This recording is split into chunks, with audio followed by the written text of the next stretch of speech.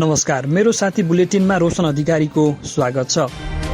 Bulletin सुरु गर्नु पूर्व मुख्य शीर्षकहरू। राष्ट्रपति पौडेलले शुक्रबार संघीय संसदको दुवै सदनलाई सम्बोधन गर्ने, 2 विधेयक पारित गरेर प्रतिनिधि सभा बैठक शुक्रबारसम्म स्थगित। स्वास्थ्य बीमा कार्यक्रमलाई निरन्तरता दिन 40 अर्ब बजेट आवश्यक पर्ने मन्त्री पौडेलको जोड। दिगो विकास लक्ष्य कार्यान्वयनका लागि असल अभ्याससँगै सुशासनमा ध्यान दिनुपर्नेमा जोड। मनाङमा यार्सा गुम्बा संकलन थालियो र उत्तर पूर्वी चीनको रेस्टुरेन्टमा आग लागि 22 जनाको मृत्यु। अब बुलेटिन विस्तारमा। प्रतिनिधि सभाको बैठक शुक्रबारसम्मका लागि स्थगित भएको छ। सभामुख देवराज घिमिरेले बैठक शुक्रबार अपराह्न 5 बजे बस्ने गरी स्थगित गर्नु भएको हो। प्रतिनिधि सभाको आजको बैठकमा आकस्मिक शून्य र विशेष समयमा सांसदहरूले धारणा राखेका हुन्। आजको बैठकले केही नेपाल ऐनलाई संशोधन गर्ने विधेयक 2081 लाई बहुमतले पारित गरेको छ। विधेयकमाथिको सैद्धान्तिक छलफलपछि कानून, न्याय तथा संसदीय मामिला मन्त्री अजय कुमार चौरासियाले केही नेपाल ऐनलाई संशोधन गर्ने विधेयक 2081 लाई पारित गरियोस् भने राखेको प्रस्तावमा बहुमत सांसदहरूले सहमति जनाएका हुन्। विधेयकको सैद्धान्तिक छलफलमा उठेका प्रश्नको जवाफ दिँदै मन्त्री चौरासियाले उक्त विधेयकले प्रचलित कानूनमा रहेका प्राविधिक त्रुटिहरूको सुधार गर्दै नेपालको दिगो विकास, सुशासनको प्रत्याभूति र वातावरण संरक्षणमा टेवा पुग्ने विश्वास व्यक्त गर्नु भएको हो। अब यो विधेयक राष्ट्रिय सभामा जान्छ। राष्ट्रिय सभाले पारित गरेपछि पुनः प्रतिनिधि सभामा आउनेछ। सभामुख हुँदै राष्ट्रपति कहाँ पुगेपछि राष्ट्रपतिले प्रमाणीकरण गरेसँगै ऐनको रूपमा कार्यान्वयनमा आउनेछ। यस्तै बैठकबाट भन्सार विधेयक 2081 पारित भएको छ। विधेयकमाथिको सैद्धान्तिक छलफलपछि उप प्रधानमन्त्री एवं अर्थमन्त्री विष्णु पौडेलले विधेयकलाई पारित गरियोस् प्रस्तुत गरेको प्रस्तावमा संसदका बहुमत सांसदहरूले सहमति जनाएका हुन्। विधेयकको सैद्धान्तिक छलफलमा उठेका प्रश्नको जवाफ दिँदै मन्त्री पौडेलले भन्सार बिन्दुहरूमा रहेको व्यथिति हटाउनका लागि भन्सार सम्बन्धी कानूनलाई संशोधन एवं एकीकरण गर्नको लागि विधेयक ल्याइएको बताउनु भएको हो। स्वास्थ्य तथा जनसंख्या मन्त्री प्रदीप पौडेलले स्वास्थ्य बीमा कार्यक्रमलाई निरन्तरता दिन आगामी आर्थिक वर्षको बजेटमा कम्तीमा 40 अर्ब रुपियाँ विनियोजन गर्न आवश्यक रहेको बताउनु भएको छ। आगामी आर्थिक वर्षको बजेट बारे प्रदेश सरकारहरूसँगको छलफलमा मन्त्री पौडेलले यस्तो बताउनु भएको हो। उहाँले गत आर्थिक वर्षमा 7.5 अर्ब रुपियाँ मात्र बजेट छुट्याइए पनि त्यो पर्याप्त नभएको बताउनु भएको हो। उहाँका अनुसार यति बेला अस्पतालहरूले बीमा बोर्डबाट पाउनुपर्ने बक्यौता मात्रै 16 अर्ब रुपियाँ रहेको थियो। उहाँले बक्यौता तिर्ने गरी बजेट विनियोजन नहुने हो भने बीमा कसरी चल्छ भन्दै प्रश्न गर्नु भएको हो। पौडेलले चालु आर्थिक वर्षमा महिनाको औषध खर्च 2 अर्ब रुपियाँको दरले 12 महिनाको 24 अर्ब खर्च हुने अनुमान रहेको बताउनु भएको हो। गत वर्षको बाँकी 13 अर्ब रुपियाँ बक्यौता समेत समावेश गर्दा कुल 37 अर्ब पुग्ने उल्लेख गर्दै मन्त्री पौडेलले बीमा बोर्डको सञ्चालन खर्च पनि जोडेर कुल 40 अर्ब रुपियाँ आवश्यक पर्ने स्पष्ट पार्नु भएको हो। राष्ट्रिय सभाका सांसदहरूले दिगो विकास लक्ष्य कार्यान्वयनका लागि असल अभ्याससँगै सुशासनलाई पनि ध्यान दिनुपर्नेमा जोड़ दिएका छन्। मंगलबार विकास आर्थिक मामिला तथा सुशासन समितिको दिगो विकास उपसमितिमा अधिकांश सांसदहरूले यस्तो जोड़ दिएका हुन्। उपसमितिमा संयोजक डाक्टर अन्जान साक्यले बसेको उक्त बैठकमा समितिका सभापति कमला देवी पन्तले दिगो विकास लक्ष्य कार्यान्वयनमा मुख्य गरेर उत्पादन, उत्पादकत्व र रोजगारीका कुरामा ध्यान दिनुपर्ने बताउनु भएको हो। उहाँले कार्यान्वयनको पाटो कमजोर भयो भने लक्ष्य प्राप्त गर्न नसकिने भन्दै सुशासनमा पनि ध्यान दिन आवश्यक रहेको उल्लेख गर्नु भएको हो। त्यो भएन भने दिगो विकासको लक्ष्य हासिल गर्न सकिन्न, त्यो बालुवामा पानी हाले जस्तो मात्रै हो। उहाँले भन्नुभयो, हामीले जतिसुकै असल अभ्यास गर्यौं भने पनि सुशासन भएन भने कार्यान्वयनमा चुनौती हुन्छ। उपसमितिका संयोजक साक्यले राष्ट्रिय योजना आयोगले योजना बनाउँदा दिगो विकासका सबै लक्ष्यहरूमा क्रमबद्ध रूपमा स्थानीय तह, प्रदेश र केन्द्रबाट असल अभ्यास के भइरहेका छन् भन्ने कुरालाई आधार मानेर बनाउनु पर्नेमा जोड़ दिनु भएको हो। त्यो भयो भने मात्रै परिणाममुखी निष्कर्षमा हामी पुग्न सक्छौं।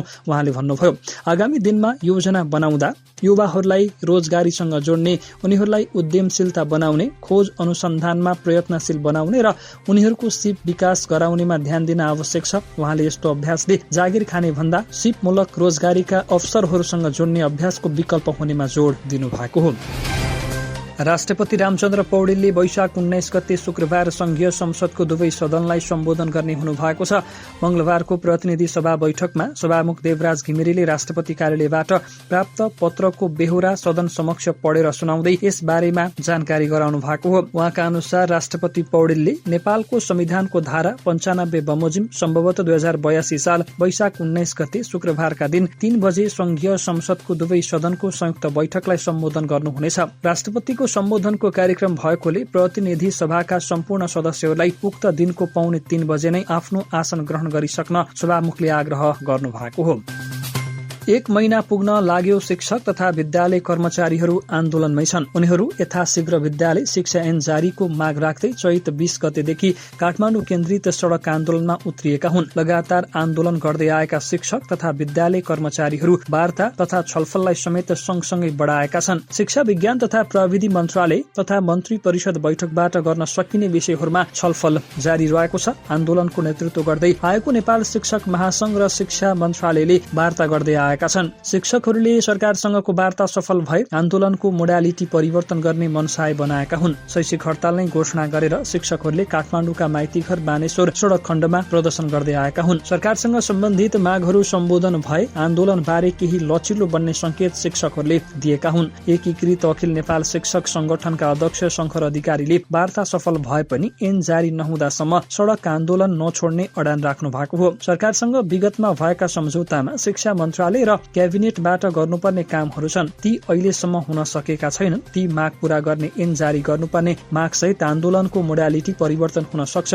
अध्यक्ष अधिकारीले भन्नु भएको हो। आन्दोलन लम्बिँदै गर्दा शिक्षक र सरकार दुवैमाथि दबाव पर्दै आएको छ। शिक्षकहरूलाई कसरी आन्दोलन टुङ्ग्याउने भन्ने दबाव छ भने सरकार उनीहरूका माग कसरी सम्बोधन गर्ने भन्नेमा छ। यस्तोमा दुवै पक्ष यति बेला नियमित वार्ता तथा छलफलमा जुटिरहेका छन्। नेपाल शिक्षक महासंघकी सह-अध्यक्ष तथा आन्दोलन परिचालन समिति संयोजक नानुमाया पराजुलीले समेत सरकारसँगको वार्ता सफल भए मोडालिटी बारे सोच्न सकिने बताउनु भएको हो। लामो समयदेखि आन्दोलन गर्दा शिक्षकहरू थकित भइसके पनि माग पूरा नहुन्जेल सरकारलाई थप दबाव सिर्जना गर्न बढी भन्दा बढी मास भेला हुँदै आएका छन्। आन्दोलनको 26औं दिनमा प्रहरीले लाठी र पानीको फोहरा प्रहार गरेको थियो, जहाँ 62 शिक्षक तथा कर्मचारी घाइते भएका थिए। शान्तिपूर्ण आन्दोलनमा प्रहरीले दमन गरेको भन्दै शिक्षकहरूले सोमबारबाट थप सशक्त बनाउँदै लगेका हुन्। विभिन्न जिल्लाबाट शिक्षकहरू थपिएका छन्। यता सर्वोच्च अदालतले पनि 3 दिनभित्र शिक्षकहरूका समस्या समाधान गर्दै पठन पाठनमा फर्किने वातावरण बनाउन भनेको छ।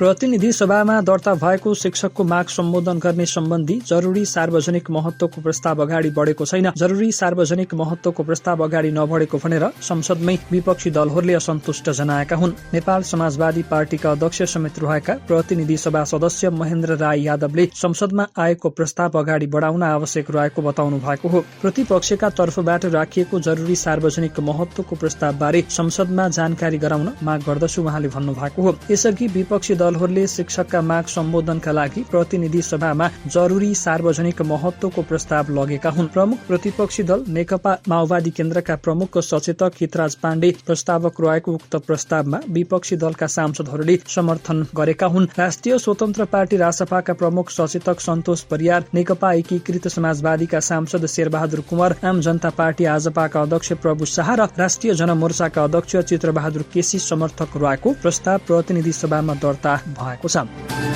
सांसदहरूले शिक्षकहरूका माग सम्बोधन गर्न सरकारको ध्यान आकर्षण गराएका छन्। उनीहरूले 28 दिनदेखि सड़क आन्दोलनमा रहेका बेला सरकार रमिते बनिरहेको आरोप लगाएका हुन्। बैठक शुरू भएपछि प्रतिपक्षी दलका सांसदहरू आफ्नो ठाउँबाट उठेका थिए। त्यसपछि सभामुख देवराज घिमिरेले प्रमुख प्रतिपक्षी दल नेकपा माओवादी केन्द्रका प्रमुख सचेतक हितराज पाण्डेलाई बोल्न समय दिनुभएको थियो। पाण्डेले शिक्षक र चिकित्सकका आन्दोलनका सम्बन्धमा दर्ता गरिएको जरुरी सार्वजनिक महत्वको प्रस्तावमाथि छलफल गर्न माग गर्नु भएको हो। यस्तै गरी नेपाली कांग्रेसका सांसद रामहरि खतिवड़ाले शिक्षकहरू सबै दलका भएको भन्दै उनीहरूका माग सम्बोधन गरी तुरुन्तै विद्यालयमा पठाउन माग गर्नु भएको हो। नवनियुक्त शिक्षा मन्त्री रघुजी पन्तलाई जवाब दिन पनि माग गर्नु भएको हो। शिक्षकहरूका माग सम्बोधन गर्दा राज्यलाई पर्ने आर्थिक भारको विश्लेषण गर्न सक्ने राष्ट्र बैंकका गभर्नर पद रिक्त भएको भन्दै उहाँले तत्काल गभर्नर नियुक्तिको माग गर्नु भएको हो।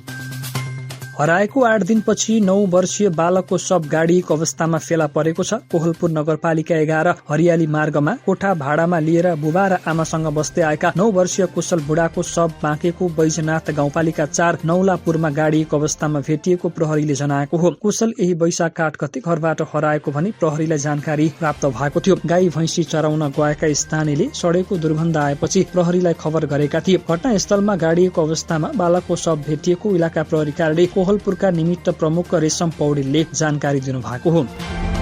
पोखरा क्षेत्रीय अन्तर्राष्ट्रिय विमानस्थल निर्माणको ठेक्का प्रक्रियादेखि नै अनियमितता भएको दावीसहित संसदको सार्वजनिक लेखा समिति अन्तर्गतको उपसमितिले प्रतिवेदन बुझाएको छ। राष्ट्रिय प्रजातन्त्र पार्टी राप्रपाका सांसद राजेन्द्र लिङदेनले संयोजक रहेको उपसमितिले सोमबार समिति सभापति समक्ष प्रतिवेदन बुझाएको हो। उपसमितिका 2 सदस्यले प्रतिवेदनमा फरक राय पनि पेश गरेका छन्। प्रतिवेदन अब पूर्ण समितिमा पेश भएर छलफल हुनेछ। 2081 जेठ 27 गते उपसमिति गठन गरिएको थियो। 22 अर्ब रुपियाँको परियोजनामा विभिन्न शीर्षकमा 10 अर्ब भन्दा बढी अनियमितता र भ्रष्टाचार भएको दावी गरिए पनि निर्णयकर्ता र जिम्मेवार अधिकारी बारे प्रतिवेदन मौन छ। नीतिगत वा प्रशासनिक कुन निर्णयका आधारमा अनियमितता र भ्रष्टाचार भएको भन्ने बारे प्रतिवेदनमा ठोस निष्कर्ष छैन। निर्णय गर्ने अधिकारी र नेतृत्वमा पनि यकिन गरिएको छैन। उपसमितिले नीतिगत निर्णयमा संलग्न बाहेकका नेपाल नागरिक उड्डयन प्राधिकरणका महानिर्देशक, पूर्व महानिर्देशक र केही बहालवाला कर्मचारीलाई भने दोषी किटान र कारबाहीको सिफारिस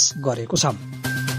नारायणगढ बुटोल सड़क अन्तर्गतको दाउन्ने क्षेत्रमा सड़क विस्तारका लागि आगामी वैशाख 31 गतेसम्म सवारी आवागमन बन्द गरेर काम गरिने भएको छ। वैशाख 15 गतेसम्म राति 11 बजेदेखि बिहान 5 बजेसम्म सवारी सञ्चालनमा रोक लगाएर सड़क विस्तारको काम गरिएकोमा त्यसलाई वैशाख 31 गतेसम्म निरन्तरता दिइने भएको हो। नवलपरासी बर्दघाट सुस्ता पूर्वका प्रमुख जिल्ला अधिकारी भविश्वर पाण्डेका अनुसार दाउन्ने क्षेत्रमा निर्माण कार्य थप केही दिन निरन्तर रहने भएकोले आगामी वैशाख 31 गतेसम्म प्रत्येक दिन राति 11 देखि भोलिपल्ट बिहान 5 बजेसम्म आवागमन बन्द गरिने भएको हो।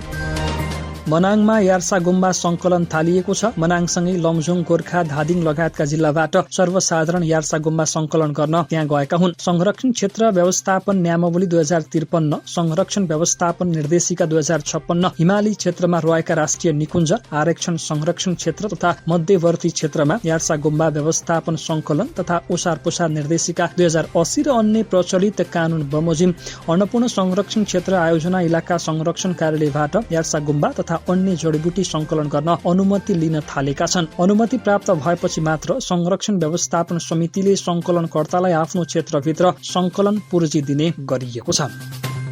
अब अन्तर्राष्ट्रिय प्रसंग। उत्तर पूर्वी चीनको एक रेस्टुरेन्टमा भएको आगलागीमा मंगलबार 22 जनाको मृत्यु भएको छ र 3 जना घाइते भएको बेइजिङको सरकारी प्रसारकले जनाएको छ। राजधानी बेइजिङबाट करिब 580 किलोमिटर उत्तर पूर्वमा रहेको लियावाङ शहरमा आगलागी भएको हो। अप्रिल 29 को दिउँसो 12:25 बजे एउटा रेस्टुरेन्टमा आगलागी भएको थियो। सीसीटीभीले भन्यो दिउँसो 2 बजेसम्म यस घटनामा 22 जनाको मृत्यु भएको छ र 3 जना घाइते भएका छन्। राष्ट्रपति सी जिनपिङले आगलागीले उल्लेखनीय जनधनको क्षति निम्त्याएको र यसबाट सिकिएका पाठहरू अत्यन्त गम्भीर भएको बताउनु भएको सीसीटीभीले जनाएको छ।